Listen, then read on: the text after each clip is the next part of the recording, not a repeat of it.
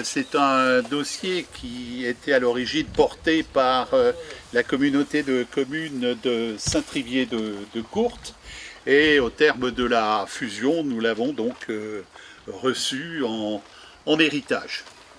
Les travaux ont donc commencé l'année dernière et ils devraient s'achever très prochainement. Nous, l'objectif que nous avions dans cette opération, c'était tout d'abord réhabiliter, sauver ce patrimoine que les générations précédentes nous avaient légué. Alors, premier objectif. Deuxième objectif, c'est une valorisation touristique.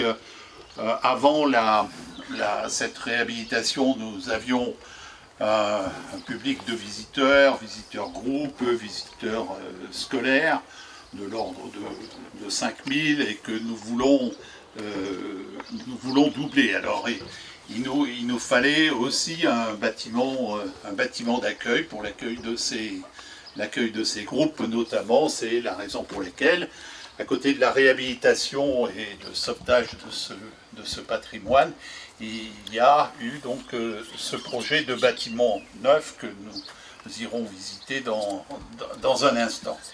Alors, le thème, c'est une ferme. Alors, celle d'ici, c'est de raconter la vie au 19e siècle à travers un certain nombre de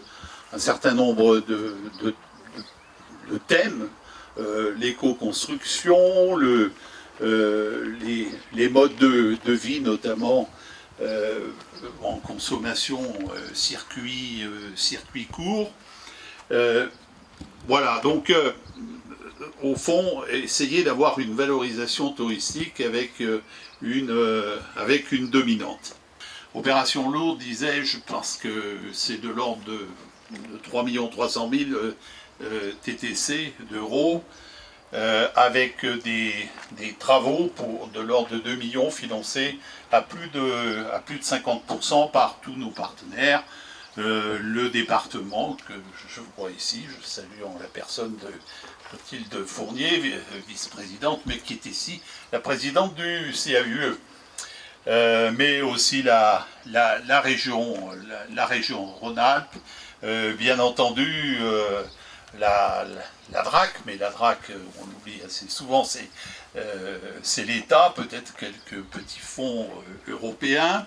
Surtout saluer le monde de l'entreprise, leur savoir-faire et puis aussi leur engagement dans cette opération, parce que c'est effectivement le chantier d'un siècle, chantier du siècle.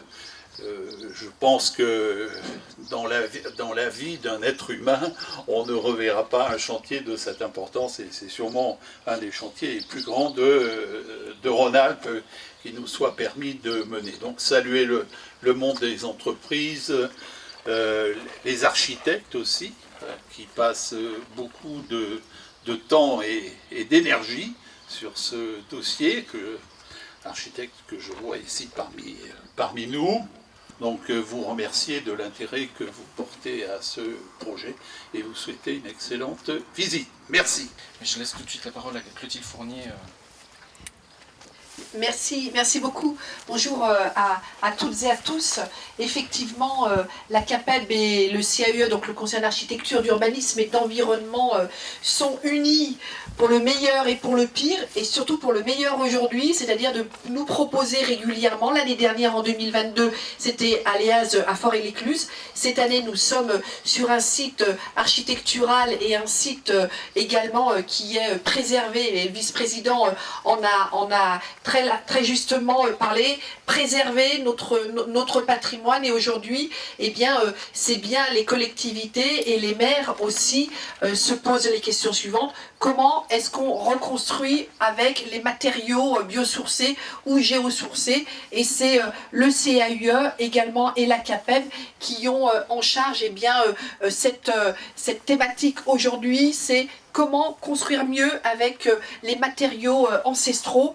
Et il est vrai qu'au département de l'Ain, dans le cadre de ma vice-présidente du logement, c'est exactement ce sur quoi nous sommes en train de travailler avec la CAPEB aussi, l'ensemble des chambres consulaires aussi, le CAUE bien évidemment, l'ADIA dont je salue le directeur qui est très gai aujourd'hui, Yvan Poget, et c'est vrai que l'ADIA, l'agence départementale d'ingénierie de l'Ain, a aussi en charge la maîtrise d'œuvre et assistant à maîtrise d'ouvrage pour les collectivités, et on voit bien l'aménagement du territoire, c'est une vraie préoccupation des collectivités, et c'est en ce sens où nous, au niveau du logement et de l'habitat au département, nous avons aussi cette problématique. Alors, au département, nous avons, je le rappelle aussi avec le CAUE, avec également l'ensemble des partenaires, des professionnels, nous avons la cuivrerie de Cerdon. On parlait de préserver, tu as très bien dit ici, de préserver notre patrimoine. Le département de l'Ain a racheté les cuivreries de Cerdon et il a été inauguré dernièrement. Le budget est d'à peu près entre 5 et 6 millions d'euros. C'est un projet, ça a été un projet ambitieux, ça a été un projet long, mais néanmoins un projet qui aujourd'hui démontre bien l'intérêt des collectivités, c'est de pouvoir mettre à disposition et de pouvoir transmettre aux générations futures, mais également aux Indinoises et aux Indinois, la chance que nous avions d'avoir de nos aînés, comme on pourrait ainsi le dire, qui avaient vraiment cette façon de travailler que l'on doit aujourd'hui reprendre à notre compte. Et je vous remercie vraiment, Baptiste, je remercie aussi vraiment la CAPEB et vous toutes et vous tous professionnels, parce que avec bien sûr la DDT, je n'oublie pas les services de l'État qui nous accompagnent aussi, Alex 01, qui nous accompagne aussi dans l'élaboration, la mise en œuvre en tous les cas de ces interpros. Aujourd'hui, il nous faut en tous les cas toutes et tous ensemble nous interroger grâce à la terre, parce que finalement la terre c'est bien cette richesse que nous devons toutes et tous ensemble conserver. On m'a dit de ne pas être trop longue. Merci.